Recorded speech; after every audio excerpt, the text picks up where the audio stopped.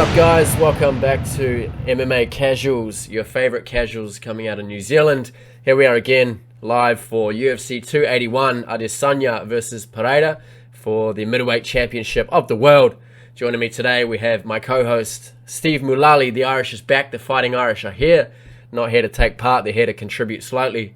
And, of course, welcoming Byron Ashworth to the scene, coming live out of Whanganui. Boys, how are we doing on this fantastic Wednesday evening? We're ready to kick some ass, talk some shit, give our casual opinions. How are we feeling, Steve?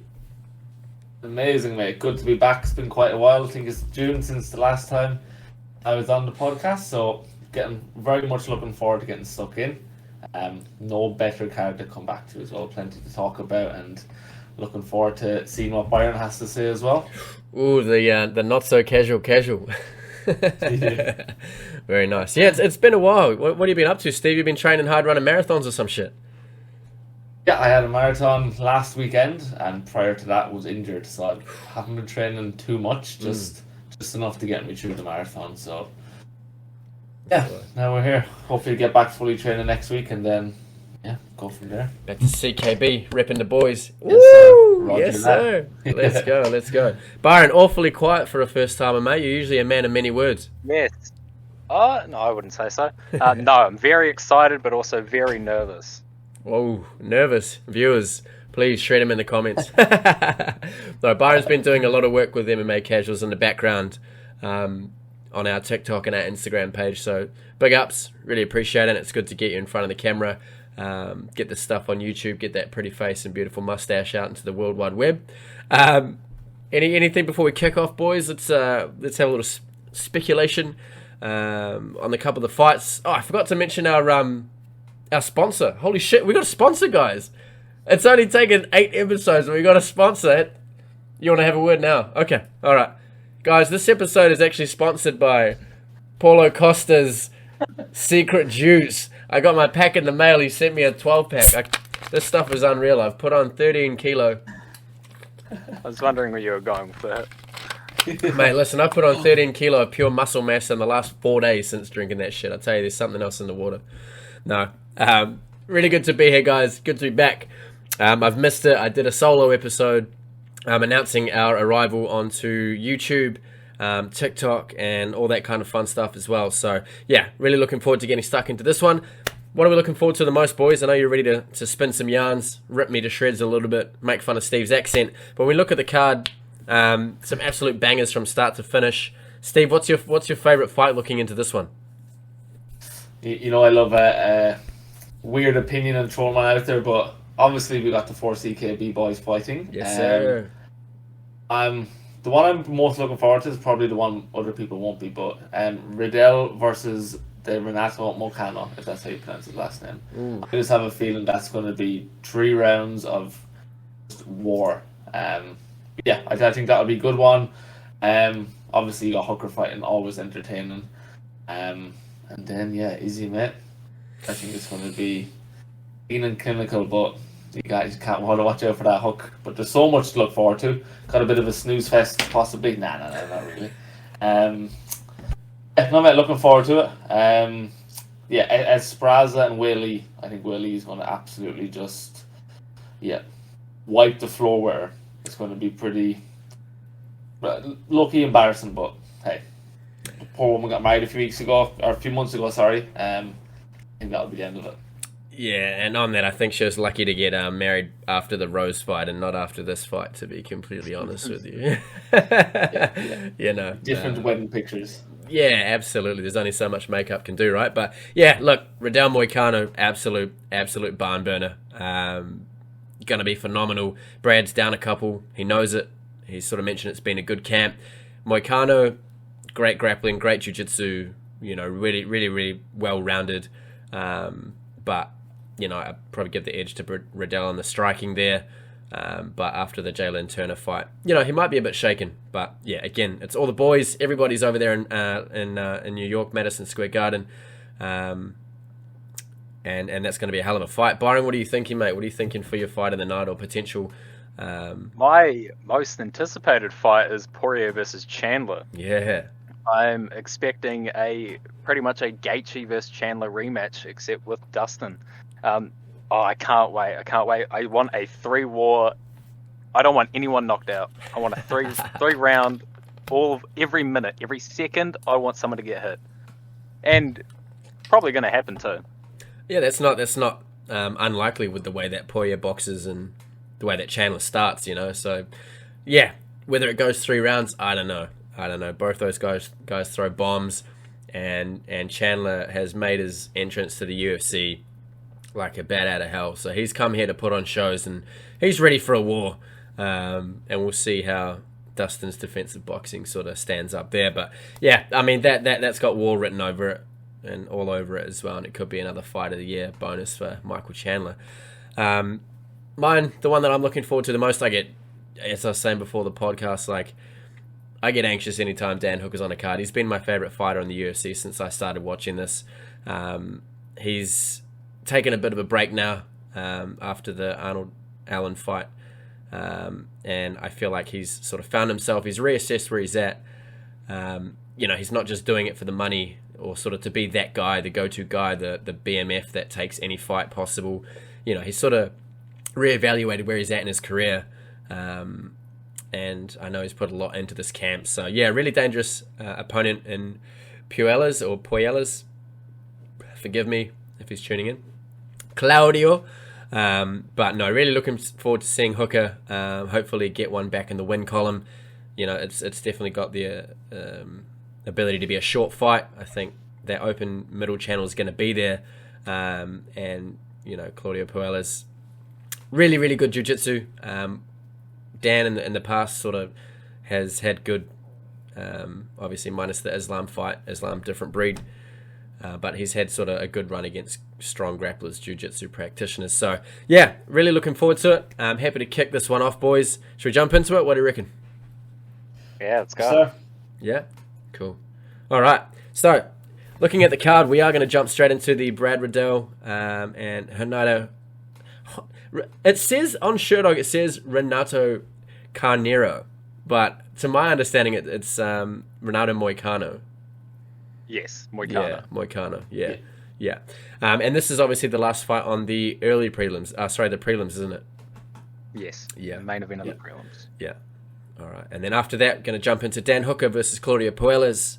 We've got the retirement fight for Big Frankie Edgar against fucking absolute savage and someone you do not want your retirement fight to be against, Chris Gutierrez, on a fucking solid run at the moment.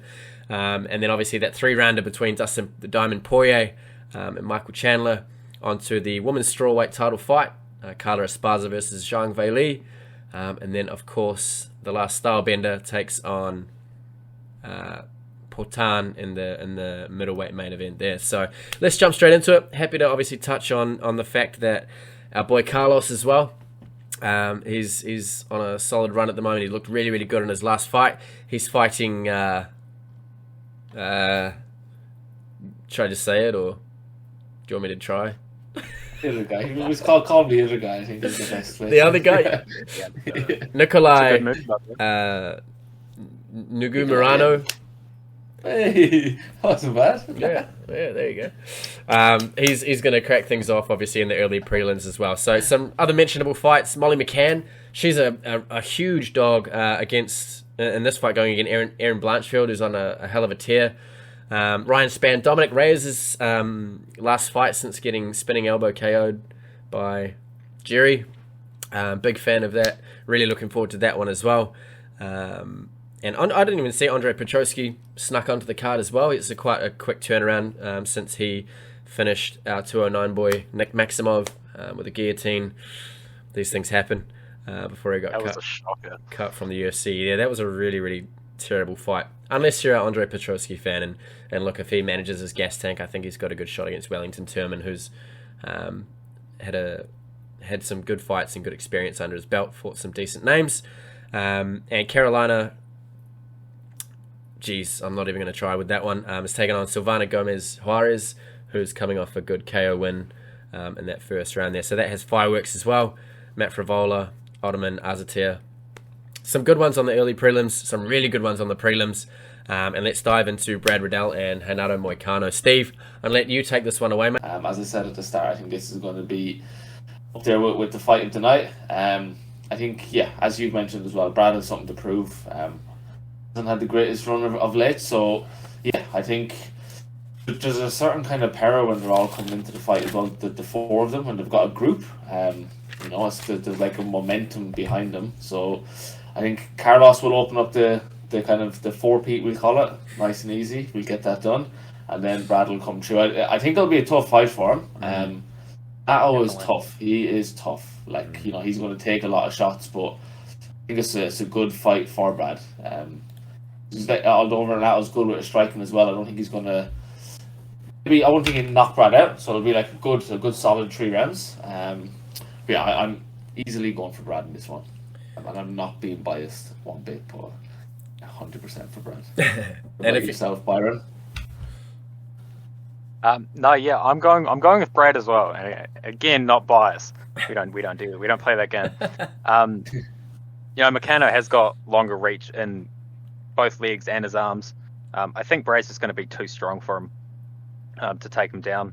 Definitely won't be another first round submission from Brad's last fight. I think Brad's learned his lesson with that, with these long, tall guys. No, I think Brad gets it done via decision. How do you think he gets it done?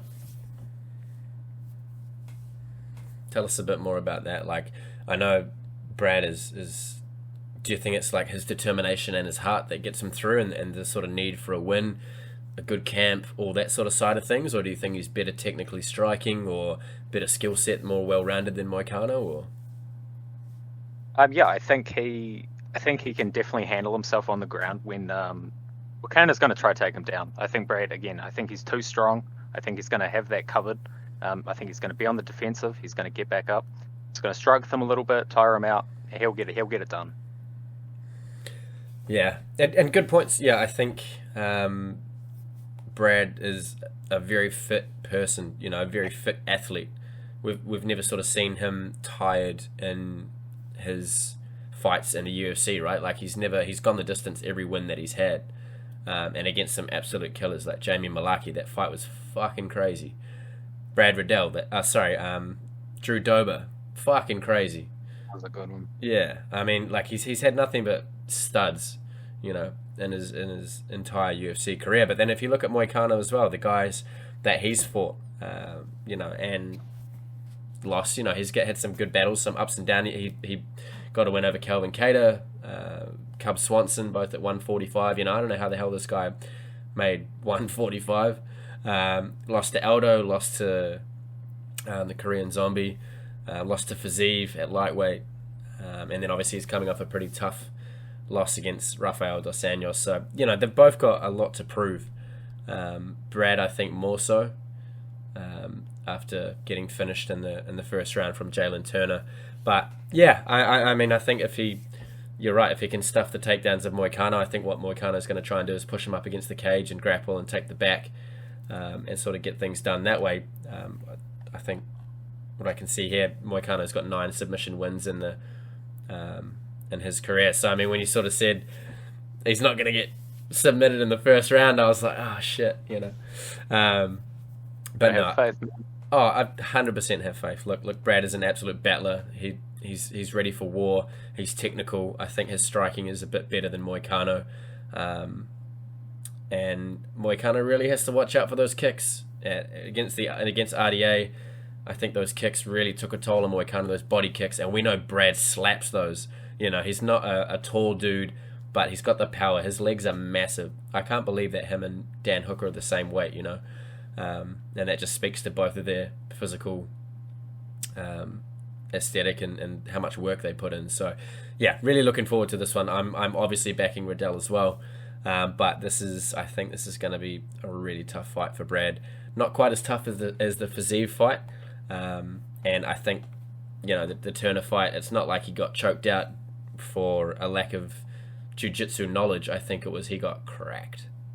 It caught him off guard, and obviously Jalen jumped on the neck, which is what's Brad. He's 5'10". Jalen Turner's 6'2", so it's not hard to lean over and grab that guillotine, especially when someone's rocked on their feet. So yeah, I expect Brad to be a bit more defensively sound in this one. use defensive grappling, stuff the takedowns, try and exhaust Moicano. But Moicano coming off a 5-round decision loss, that's going to do wonders for him and his belief in himself to go the distance as well. So yeah, shit. Rooting for Brad. Going to be a hard finish for him to get, hard for him to get a finish, but body kick, leg kick, those are 2 avenues and sort of paths to victory that he could look to use. But yeah, Steve, any finishing touches, mate? Have I said anything extremely casual, or are you happy with that? Everything you say is extremely casual, especially that fucking bottle. But anyway, I couldn't agree with you more, mate. It'll be a cracking fight. All for Brad as well. I think, he definitely has something to prove after the last one, but it works like that sometimes, doesn't it? It's happened with numerous fighters. It's like Hooker has happened a few times as well. It just doesn't go your way. So it is what it is. And yeah, I'm expecting tough performance, but a good performance. Yeah, I think that's all 3 of us for Brad, unsurprisingly. But we're not biased, remember? Yeah. But if you pick against the CKB boys, you might be not welcome back on the podcast. I'll be moving back down to Wellington then, I think. Oh, hey mate. Don't get my hopes up. All right. What's our next fight on the card here? We've got Dan the Hangman Hooker against Claudio Puelles, lightweight bout. Dan's returned to lightweight after a bit of a stint. But he'll dip the old toes in the water at 145. If he was going for a Mr. Universe competition, he would have been leading the way. He was absolutely shredded. That guy would have been less than 3% body fat, and every PT's wet dream. But no, good to see him back at 155 again, like we touched on at the sort of start in the intro. Refreshed mindset. He's taken a bit of time off to sort of really reassess where he's at. Put his head down, and he's done the fight camp with the boys, which sort of isn't what he did for the Arnold Allen fight or the Islam fight, and I don't even think he did it for the Haq Paras fight. So really good to see him back there. Captain New Zealand, Captain CKB. Steve, you'll be able to sort of speak of this, but yeah, good to see him back in the trenches, putting his head down, doing his due diligence, and not sort of taking this fight, being that guy, being a one-man army, so to talk. So really good to see him one with the team again. But Byron, I'll let you kick this one off, mate. A hell of a bout again, back-to-back lightweight bouts, always exciting. And how is this one gonna steal the night? Yeah, look, Dan Hooker, man, he's been on a slump. He's only won 1 fight in his last 5. I think he knows that. He's took some more time. He's took some well-deserved time off. He doesn't need to prove that he'll fight anyone, anytime. Everyone knows that. He's back. I believe he will get a victory here over Claudio. Look, he's had his time. He can come back. He's going to do what he has to do. He's going to win. I'm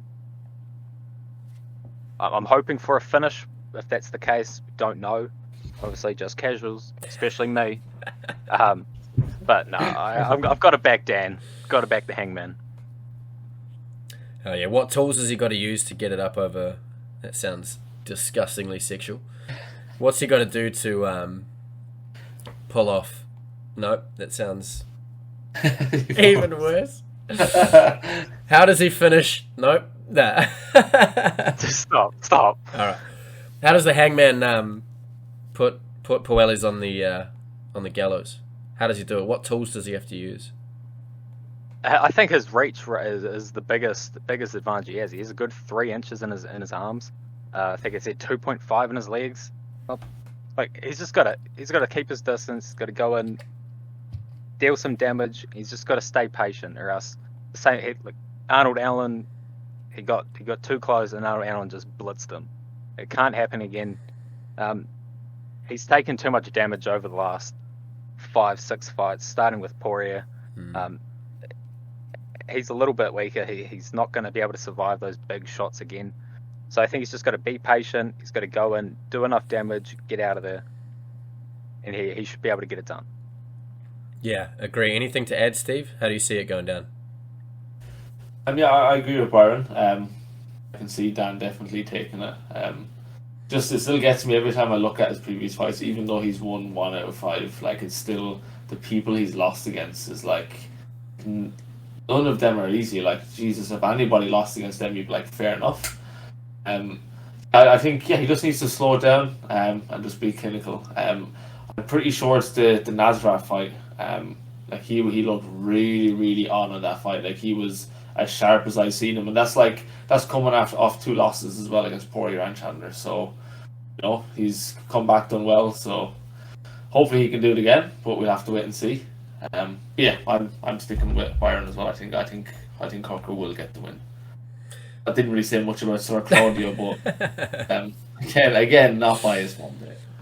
Yeah, listen, I mean, Claudio, he brings to the table, what a early reminiscent 145 Charles Oliveira brought to the table, right? Like, okay striking, enough to get him into situations where he can transition to a takedown or drag you down, pull guard, and then sort of tie up some kind of submission or this guy's a knee bar specialist. He's had 2 knee bars in the UFC, and the way that he made Clay Guida sort of panic tap, it's awkward. It's like, do you really want to sit there and sort of fight a knee bar on a potentially on a submission that's going to give you a year-long hiatus if you don't tap, So, his striking compared to Dan, Dan's going to be leaps and bounds ahead of him, but heading into perhaps the later round of the fight when Dan is sort of he's 2 rounds up and he's getting quite comfortable and he's just getting the range, and then Claudio just, I don't know, tries to go for some kind of odd awkward takedown and just give it everything he's got and really just commit to getting the knee bar or heel hook or something like that. It could be quite dangerous for Dan. But I'll never forget one of the first Dan Hooker fights that I watched, and I can't remember who it was against, but there's someone going for a heel hook on him, and Dan's just sort of squatted down back and just giving the thumbs up to the ref. I don't know if you guys have seen it before. I'll try and chuck it up on the screen, but yeah, I mean, Dan Hooker's no joke on the ground. I think he's had 3 losses via submission in his career. 1 to obviously Islam, who's just, I mean, there's grappling and then there's whatever the fuck that guy's doing, and then 2, I think, before coming to the UFC via rear naked choke. So I know they drill it. Steve, you'd know they drill all this takedown defense, especially when they're fighting the upper echelons of the divisions with all these wrestlers, jiu-jitsu practitioners, specialists and things like that. So yeah, Dan's no joke on the ground. They don't call him the hangman because he's only known to stand and bang. Like, you've seen him take people's backs into wrestling of his own. Byron made a good example, or Steve maybe, in the Haq Paras fight where he looked really crisp and the wrestling looked on. And Dan found his, that flow state and just took him to the cleaners for 3 rounds. And I think that's the Dan we're going to see this time, hoping for a finish as well. I think it would do a lot for Dan's confidence. I think it would do a lot for people who like to watch Dan as well. His highlight reel is fucking insane with some of those knees and finishes. And yeah, as Steve said, he's fought the who's in the lightweight division. And it's good to see him back in this division. I think this is the place for him, if not 170. I'd happily love to see Dan Hooker fight Tony Ferguson or something at 170. That would make me so happy. But for this fight, yeah, he's got to be rangy, he's got to be long,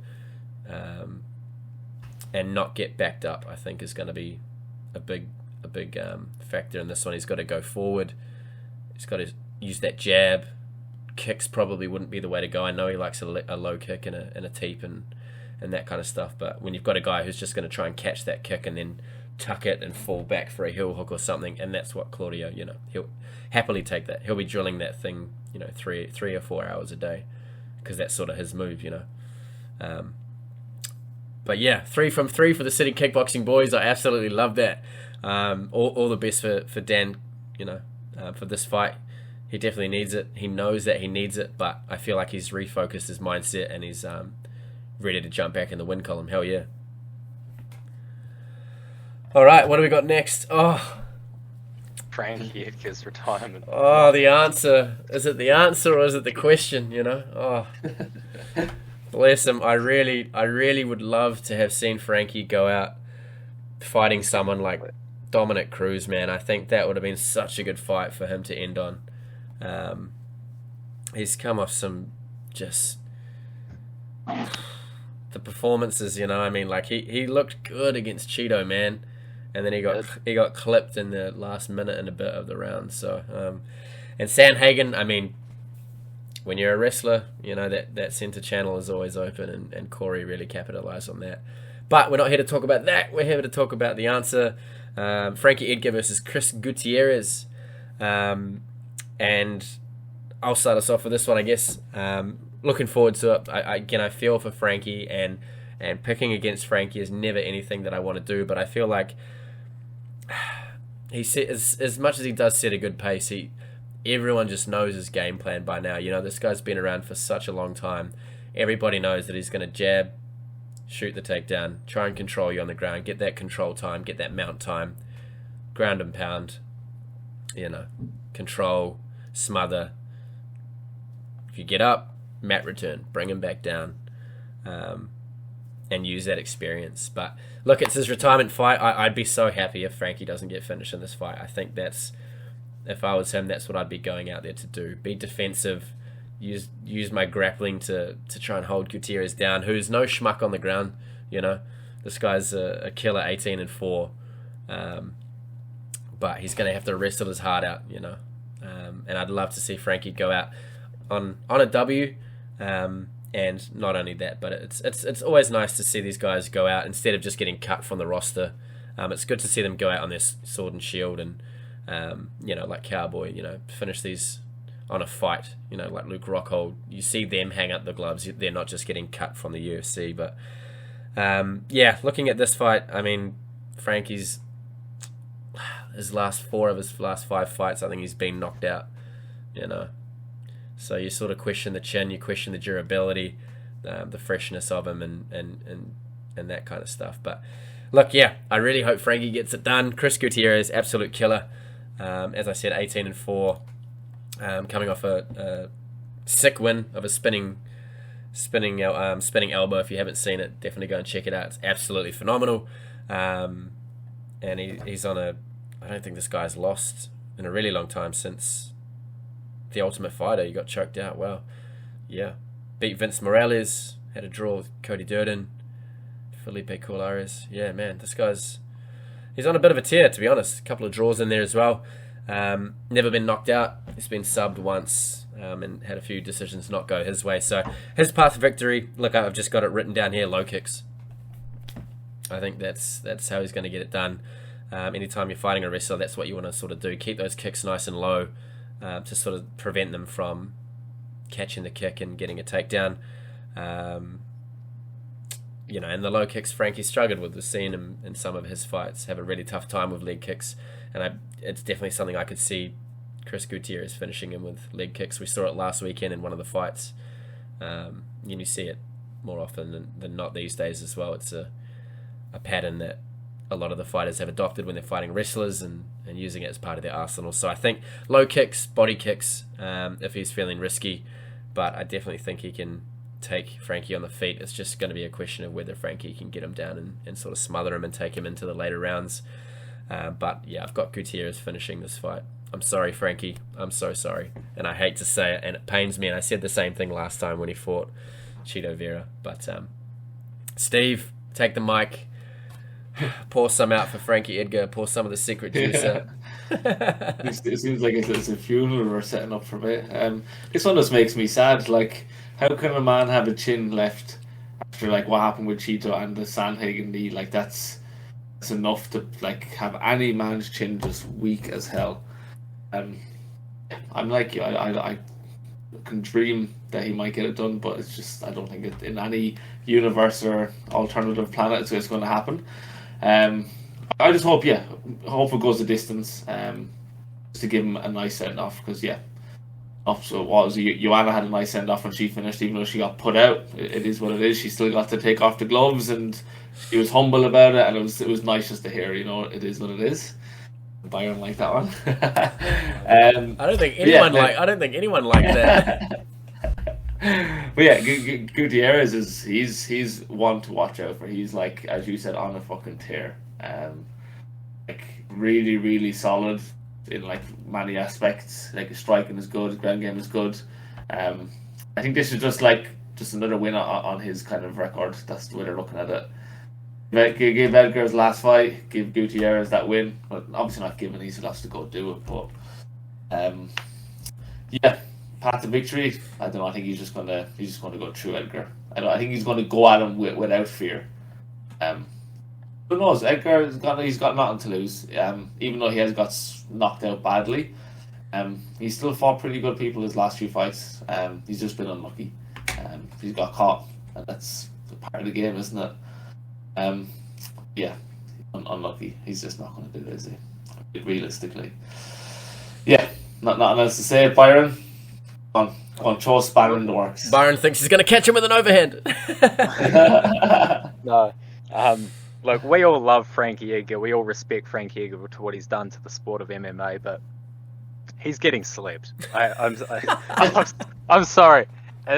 Recently, the UFC has just had a thing with legends just getting put out all the time. Tony Ferguson, Joanna John Jacek, Conor McGregor, even though Nick doesn't like Conor, still a legend. Dominic Cruz, they're all falling. It's really unfortunate to see, and unfortunately, Frankie Edgar is just going to be another name on that list. Look, I'm hoping he can survive. I'm hoping he can last all 3 rounds, but I highly doubt it. I think he's getting slept in the second. Second. Oof. You heard it there. Casualbets.com. Chuck your bet on Gutierrez KO round 2. No, yeah. And look, I mean, Hall of Famer, Frankie. No doubt. You know, he's been a hell of an asset, and he's been in nothing but wars. Then I won't forget the stoppage that he had over Yair Rodriguez, where the doctor had to step in and stop that fight between rounds. It was fantastic. And yeah, he sort of was the first one to mix up that wrestling and striking skill set, right? Like, you've had great wrestlers, you've had great strikers, but Frankie sort of sparked that new breed of thug jitsu, or whatever they call it.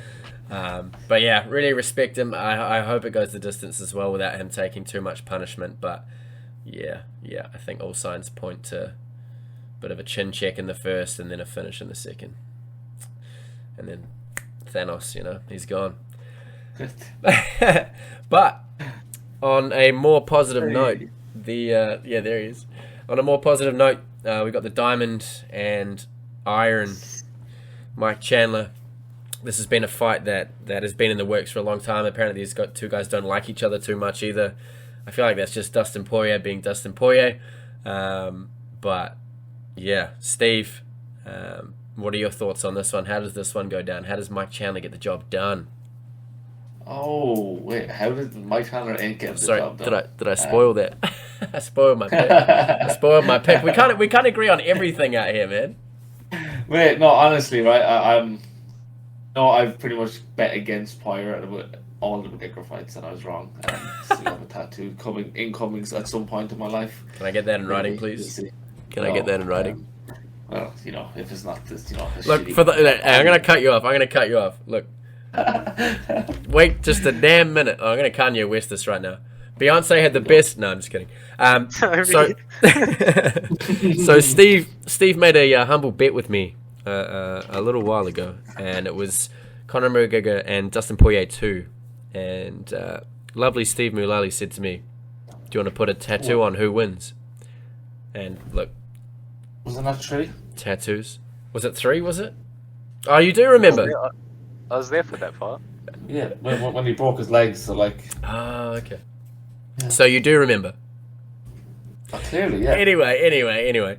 So Steve bet me that McGregor's going to win. I bet him that Poirier's going to win. And Steve was so confident, he said, look, if Poirier wins... I thought it was the second. Steve thinks it's the third. Who knows? History. It's in the history books. Steve says, look, if... Dustin wins, I'll get a diamond tattooed on me. And I said, perfect. If Conor wins, I'll get a 4-leaf clover on me. Lo and behold, a week later, Steve's nowhere to be seen. He's deleted his Facebook, Instagram, changed his phone number, moved houses. moved to Auckland. Moved to Auckland. Started training with killers. And not a drip of ink to be seen within sight. So... Steve, look, I realise I've cut you off there, and look, we're all waiting for that Dustin Diamond tattoo to be sporting. Big, I think right in the throat, Byron. What do you reckon? Oh man! We'll start a GoFundMe page and people can contribute to your tattoo. Oh look, sure, other people have something to say about it, and we'll see. I just, he broke his leg. When the fight again, which will inevitably happen, then we'll go from there. But anyway, that's not what we're talking about. Thanks for cutting me off. Appreciate it. The whole fucking world knows. Yeah, I'm all for Poirier in this one. Barring his losses like Charlie Olive's, Khabib, McGregor, for one. But other than that, he's just went through people. He's been on serious streaks. His boxing is slick. I think his better boxing will be what will get Chandler. I have a feeling Chandler might go for takedowns because there'll be that much of a difference. Chandler did say after the Gaethje fight he's not getting in a war like that again. I don't know when them bright lights are sitting on that octagon. Poirier gives him the eyes. I just don't think he can refrain. I think he loves it. I think that's what he lives for. And he's got his two adopted kids now, so that's a little bit of extra fire in his belly, which is great to see. Yeah, I think that will be a war. Chandler's not going to be clinical or like step back and be safe. He's going to go fucking all out, guns blazing, and Poirier's going to love it. Poirier can give as much as he can receive as well, so we're in for a treat. But I think if Poirier doesn't knock him out, if Charlie Ellis can do it, Poirier can do it. If he doesn't, Poirier will win by decision. Go to full 3 rounds, but I'm all for Poirier. Byron, can you pull up the little tail of the tape there on the stream? I just want to see. And indeed. Thank you, sir. Steve, well, I think you've made some good points. I also think that you're wrong. And it had to happen sometime. Let's not cry over spilt milk. I know you're a huge Dustin Poirier fan. Your boy, huh? Listen, there's nothing more than I'd like, to see than Mike Chandler getting slapped on the same card that Hooker's on for a bit of sweet, sweet revenge. And I'm so sure Hooker can back me up on that one as well. But look, I think if Mike comes hard and he comes, oh my God, I'm on form tonight with these innuendos, man. I'm telling you. If he brings the iron, if he pressures Chandler in round 1, I reckon he swings a massive overhand and clips him and puts Poirier out. The only times that Poirier gets knocked out is in that first round, and he's a notoriously slow starter. I think in that first round, Poirier's going to be just getting warmed up, and Chandler's just going to go bring the heat, just like he did in the Dan Hooker fight. He's going to get Poirier moving backwards, and that defensive boxing is only going to get so far. Nice long jab that Poirier has. Fantastic. It's not going to do shit when Iron Mike Chandler's giving him that first round 100% swing over the top with a big overhand and clipping him, I reckon. But who knows? If it goes past that, Mike can always fall back on his wrestling in rounds 2 and 3, Question is gas tank. Like, obviously, Mike Chandler gave it hell in the Oliveira fight and gassed out and got clipped in the second. More than, that's definitely a possibility here as well. So we're going to have to see how conditioned Chandler is in this one. See, like you said, if that mentality is that dog, that fighting dog is still in there lurking somewhere. He wants these wars. He's here in the UFC for a short time and a good time, not a long time, or whatever whatever the fuck he said. And he can say that he doesn't want those wars all he likes, but like you said, mate, once those lights are on and the NF starts playing and Bruce is screaming at Mike Chandler, I reckon that brings it out of him, and now he's had the taste for a finish over a legend like Tony Ferguson. Coming off that win, he's going to be pumped, And something else I had in the back of my mind was like, Chandler's been keen for this fight since he got to the UFC. Dustin sort of never. I feel like he's sort of shied away from this fight a little bit. I think the mentality's not really there for Dustin. I don't think he really wants this fight. I think he's just sort of taking it because that's the next thing that gets him a step closer to the title. But yeah, I really don't know. I found him a bit awkward in the build-up and stuff. He hasn't really been on the embeddeds. He didn't sort of have too much to say in the countdown. And on the interview that Daniel Cormier did with both of them, it was mostly Mike Chandler giving it the talk and the biggin and that. So yeah, I don't know whether that mentality he's on the back foot already, and we know how that panned out for him he can say he doesn't give a fuck as much as he likes. But, you know, go back to that first Conor fight where he shit talked his way into his head and he got clipped and dropped in the first round. I'm so surprised. I can't believe you've done this. I completely misjudged what you were going to say. Holy Lord. You going to learn today? Oh, you got to keep everybody guessing, man. And I love an underdog story, you know. I think Mike Chandler's good for the sport. Dustin is as good as he is with his charities and stuff. I don't know. Let's just see how much he can kick those legs. We know Mike Chandler sucks at defending those. And yeah, if he can use that defensive boxing in the first round and then really find his, I've said it, it's a real cliche and I hate saying it, it's kind of cringe, but that flow state where he's just on, you know, you saw him come online in the later rounds of the hooker fight. So if he can make it out of the first round, then, you know, and he can stuff the takedowns of Mike Chandler, maybe even slip in a little guillotine in there. Who knows? You know, a bit of an anaconda or Das choke, isn't that his move back in the day? I don't know. Who are you picking then? I'm picking Iron Michael Chandler, my friend. I'm picking the good guy. You know, I'm picking Batman. You know, but I'm still waiting on that diamond tattoo. All right, Byron, I'm gonna pass it over to you, my guy.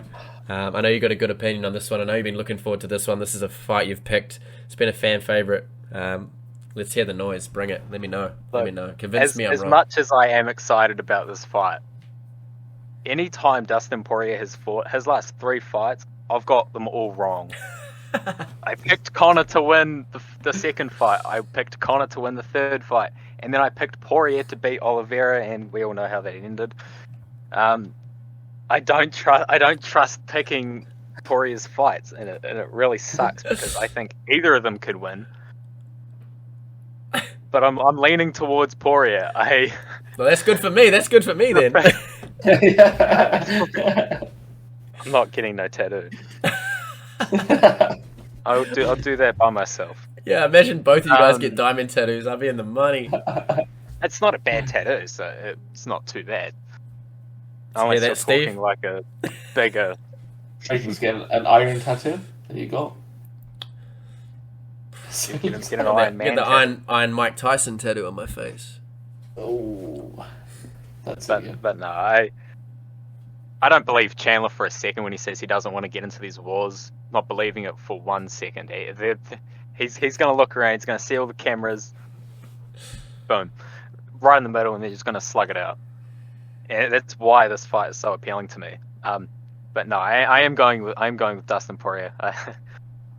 I think he's going to be a lot more patient with it. I think Chandler's going to... If Poirier can get out of that first round seemingly all good, I think it's his fight to lose afterwards. So yeah, I'm going with Poirier. Sorry, Nick. I've got to go with the diamond. Hey, don't be sorry, man. You know, I'd never judge you for your picks. I will. No, I am leading picks here, so...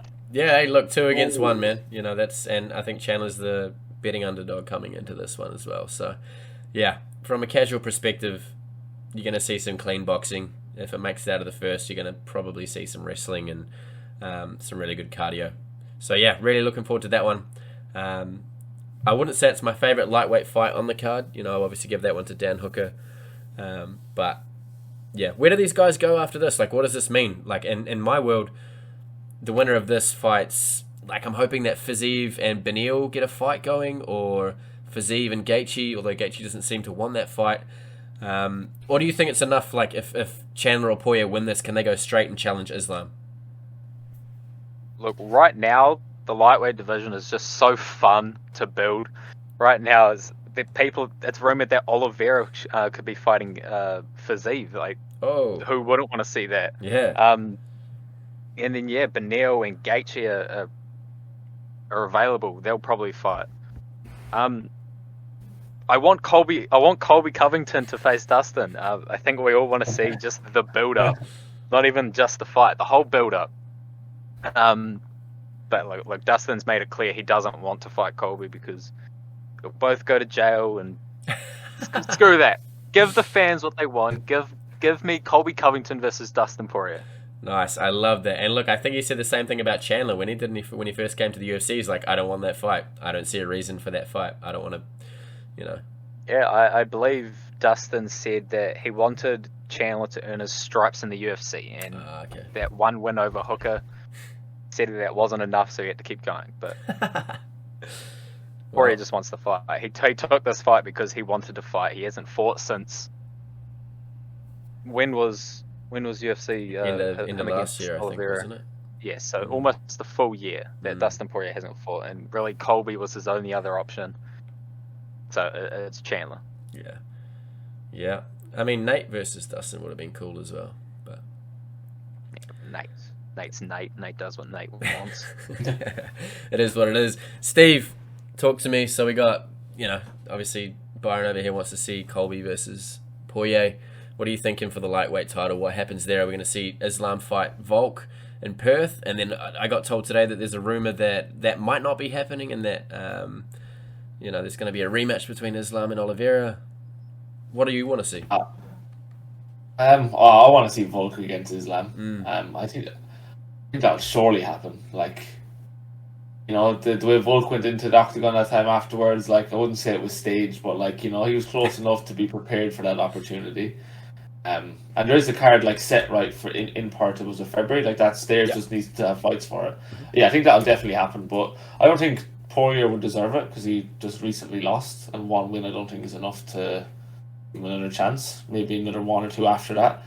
Because who Chandler beat Ferguson, then he lost before that, so maybe not. Because like Beneil, I like Beneil.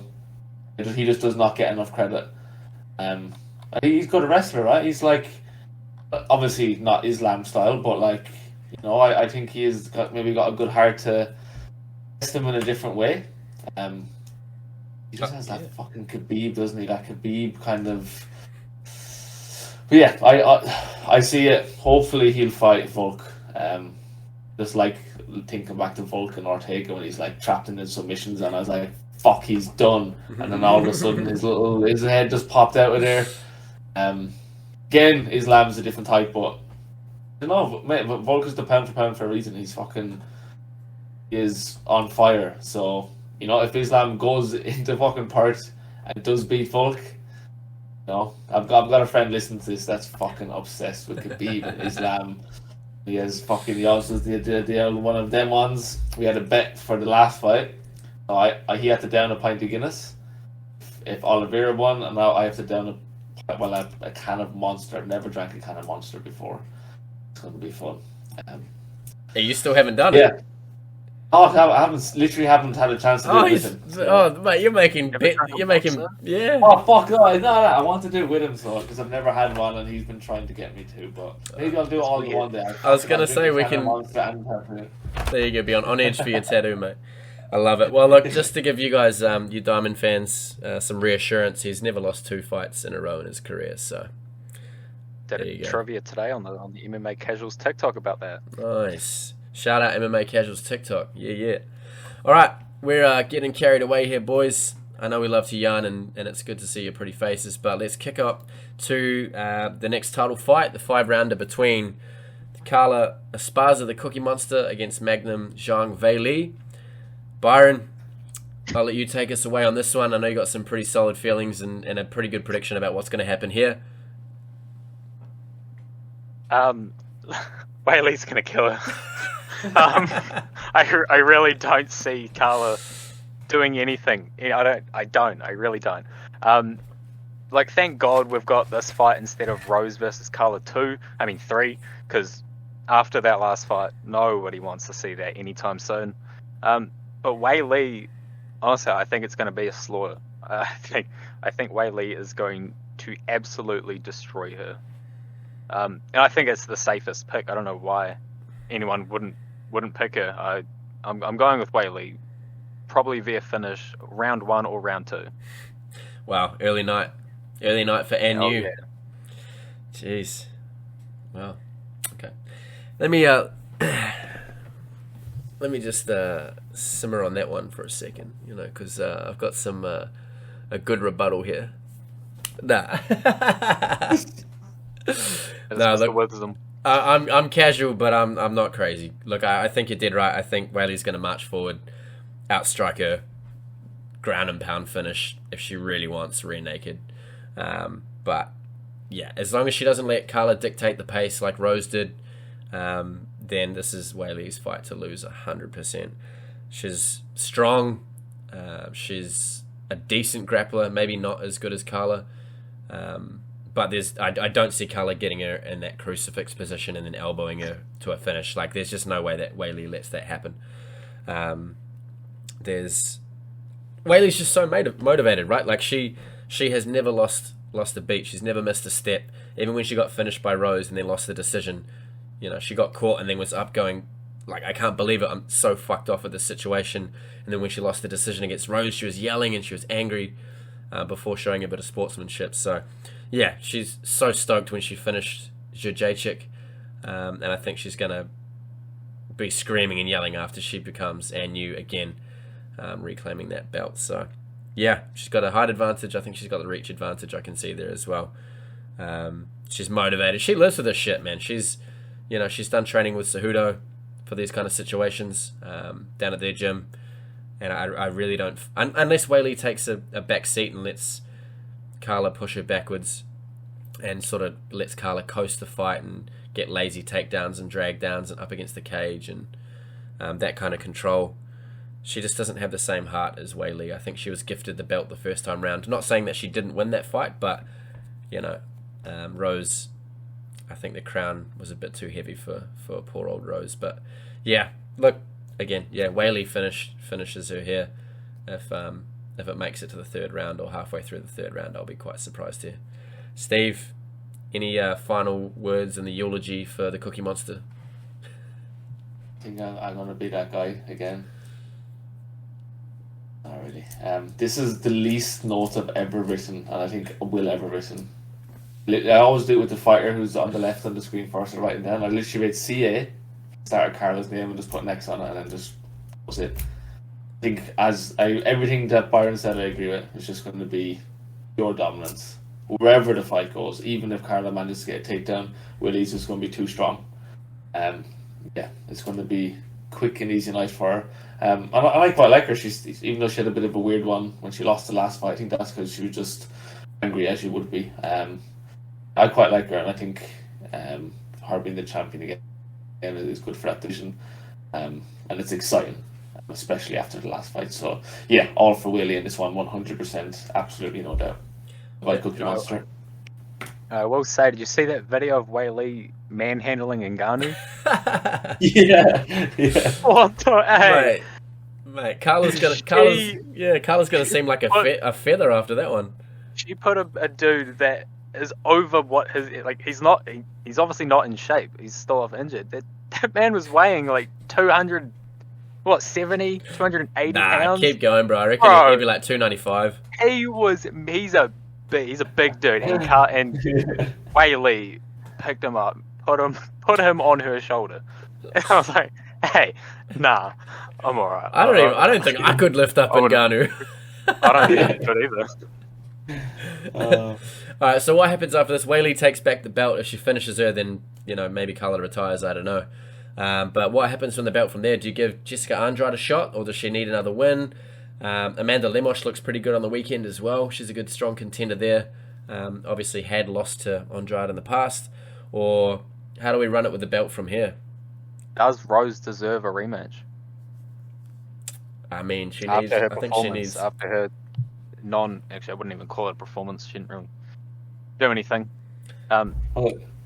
Maybe Rose. She's never in a one contender fight against Andrade. Yeah, well, there you go, and that's it. And Andrade has a finish over Rose, right? So that could be interesting to run back. Yeah.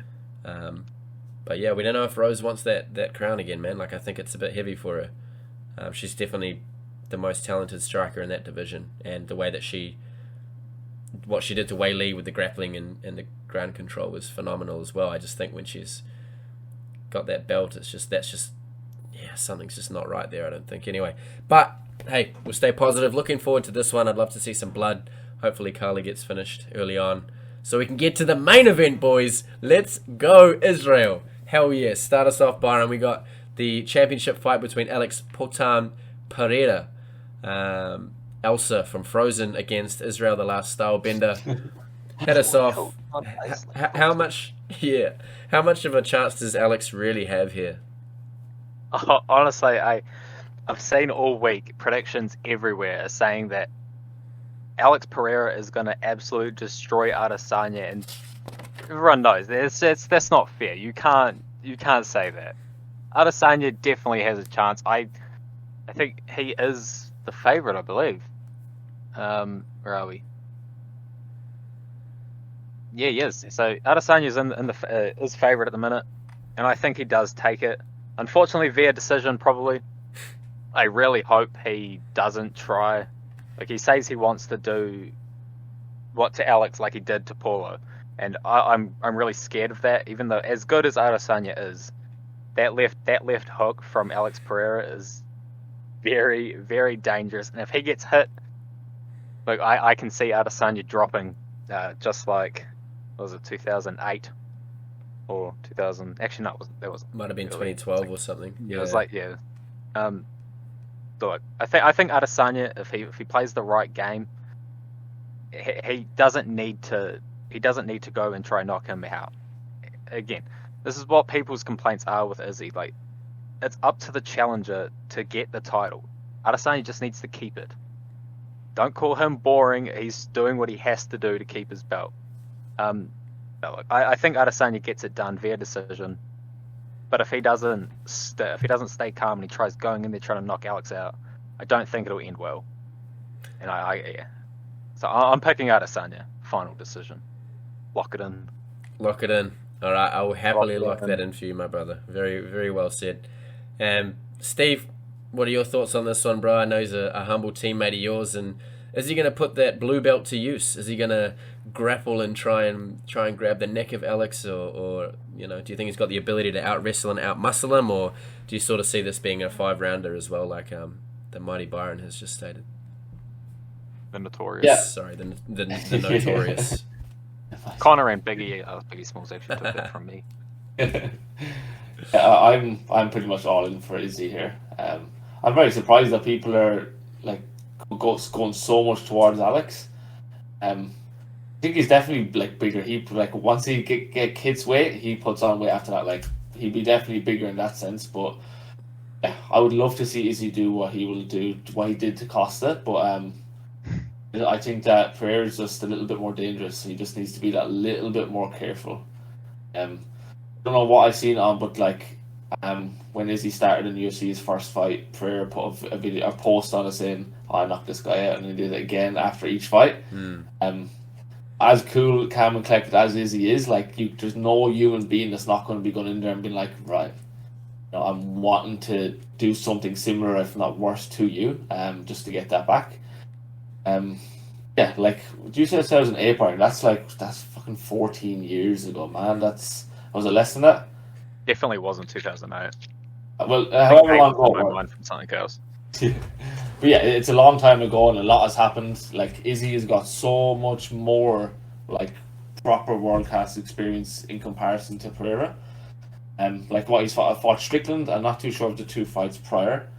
Was it Silva? Not too sure of him. Bruno Silva and Andreas Michailidis or whatever. Yeah, so like Andreas got hit with a flying knee. Yeah. They're not names like that. Was beautiful, but they're not names that jump out to me. And you look at Izzy, who he's fought, the kind of pressure, the 5-round fights that he's had.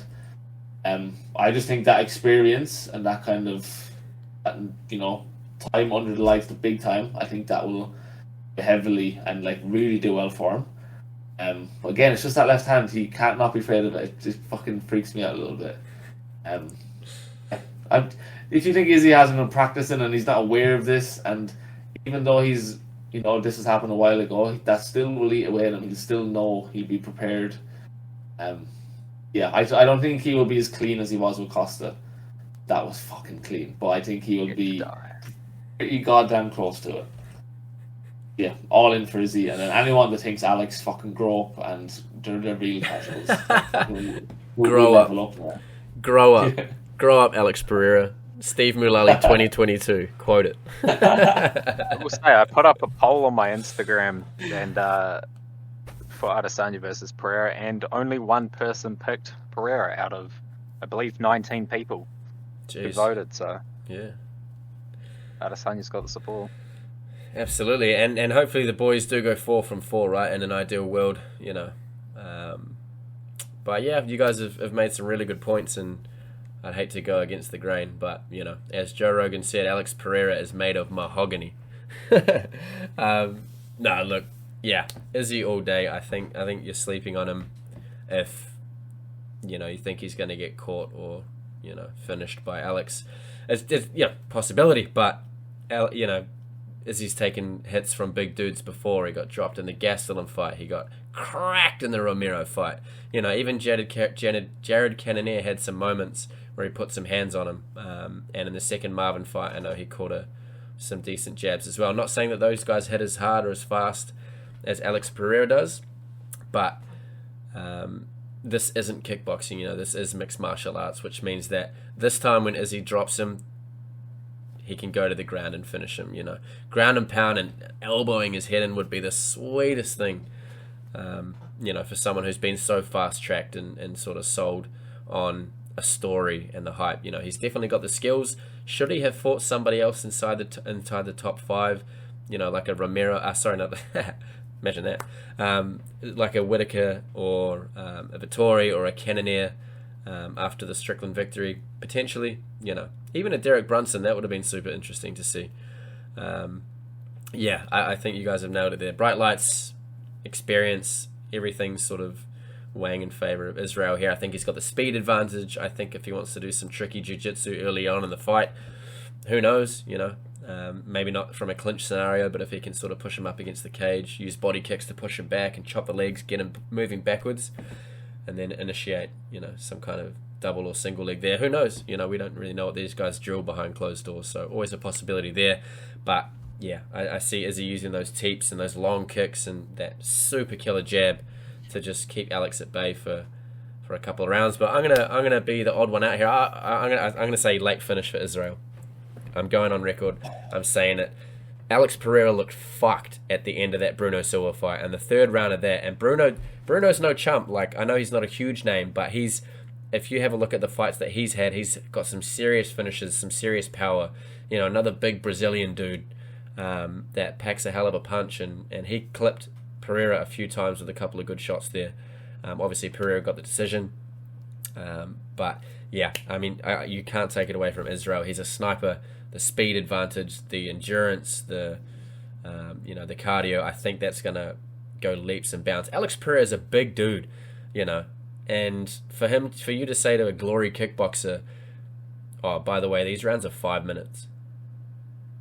You know, that's got to be intimidating, especially when you're looking at a veteran like Adesanya, who does often go the distance, and has the ability to turn on that cardio late in the fight, and just be the same pace consistently throughout the whole fight, you know, with his breathing techniques between rounds and his ability to sort of defensively evade and duck and weave. Like Israel's head movement, you know, some of the best in the division we've ever seen since Anderson Silva. So yeah, I reckon Israel gets a late finish. I think it's going to be too much for Pereira compared to sort of what he's used to. He's a big dude and carries a lot of weight as well. I don't know, I imagine these weight cuts are fucking tough for him when you look at Adesanya, who comes in under a lot of the time as well. So yeah, and still, baby, 4 from 4 for City Kickboxing. Can't wait to see this one. Can't wait to see Israel hopefully finish Alex Pereira. Might drop a few dollars on that one for a late finish there, and you know, I feel like Israel thinks he's got something to prove. I don't think he gives a fuck about proving anything to anyone else except himself, you know. A lot of respect for Israel's mindset. It'll be so tough going into a fight where you've lost twice. You know, look at Max Holloway. That would have been a hell of a burden coming into that third Max fight. And, you know, for Moreno going into the fourth fight against Figueiredo, you know, these things are going to be in the back of your mind, of course, you know, especially if you've been knocked out. So, yeah, really excited for this one. I really hope he does get the finish and everyone gets back on the hype train, because he definitely deserves it. He'll take number one pound for pound if he finishes him. Even if he doesn't and he gets that victory, I think you can't count him out as one of the best, if not the best.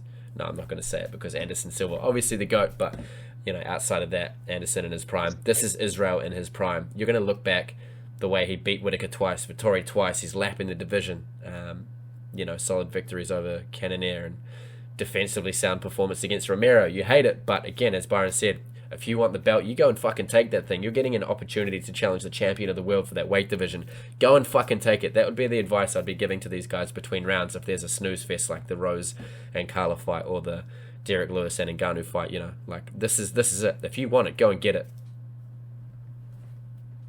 I'm fired up. I don't know about you guys. My nipples are stiff right now. I think he's going to sub him.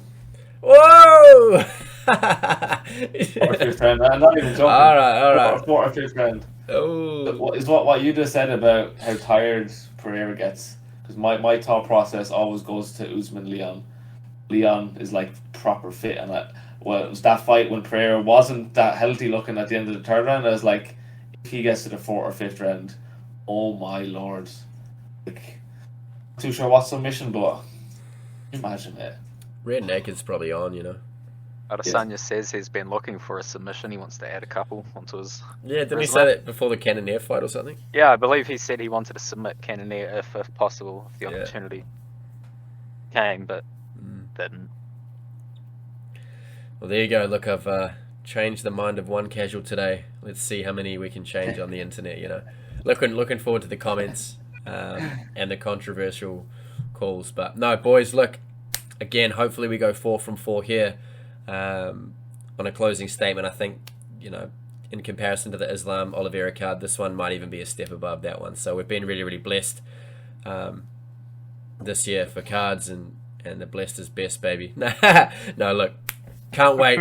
It's going to be a couple sleepless nights. I'm going to be training hard, envisioning that I'm Adesanya piecing up Alex Pereira. But boys, it's been an absolute pleasure. Byron, popping that cherry, brother, getting you on this podcast, and love that we're now doing this on the YouTube and everything like that. So thank you for everything, gentlemen. Steve, any closing statements to our casuals out there? Thanks for being casual and keep being casual. That's it. Thank you. I love that. Byron, look, I've said a man of many words at the start of the podcast. You've proven to be a man of few words, but the words you have said have carried with their mana and impact. So over to you, my friend. Tell the casuals how you feel. I was going to quote Adesanya. Going to quote his Frozen Elsa line, but I'm good. No, thank you for having me, mate. It's been enjoyable. I have been still nervous the whole time. I haven't stopped moving my legs, even though you can't see the line cuts off here. Haven't stayed still. I'm grateful. Thank you for having me, guys. Can't wait to come back for UFC 282. Absolute pleasure, boys. Well, look, as always, grateful to you guys, grateful to our fans, to our other hosts that aren't with us tonight, Tom Hother, Khan Ashworth. Big ups to you guys. Hope you guys enjoy the fights. Doesn't matter that you're not on here because we know your picks are average anyway. Who the fuck is this guy? Grow up. No. Absolute. Absolute pleasure, guys. Hopefully I'll see you two guys in person soon for another stellar card. But let's go City Kickboxing. Let's try and get it done this weekend, boys. Sending all the prayers and the mana to the boys over in New York. Love it. You boys, enjoy the week, enjoy the fights, and I'll talk to you soon. Sure.